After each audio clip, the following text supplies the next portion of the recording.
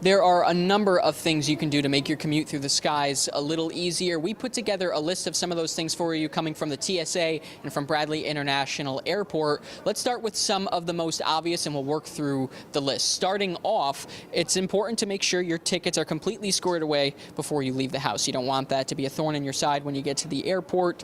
So just make sure they're all checked and squared away and it's exactly what you're looking for. Also make sure you have a valid ID ready to go.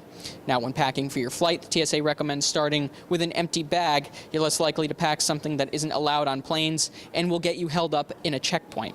If you're bringing gifts, the TSA recommends putting them in bags or boxes with easy to remove lids so they can be checked with no trouble. You certainly don't want to bring wrapped gifts because chances are they'll have to unwrap them to check them.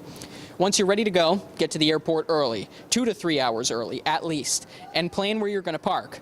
I spoke to some people this morning, early morning travelers. They told me about their experiences so far at the airport and even had some recommendations for some of those who are still planning to get out soon. Take a listen. Pretty great so far. It seems like it's moving pretty quick and no issues. Definitely sleep earlier, have breakfast. The earlier you go, the less traffic and less people you've got to deal with. Definitely checking online to see what kind of the current trend was for what people were experiencing, looking at whatever travel tips they had. Get out there as soon as you can.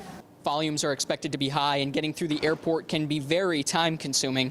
AAA predicts an almost 3% increase in air travel in the state with more than 118,000 people flying for the holidays. So busy.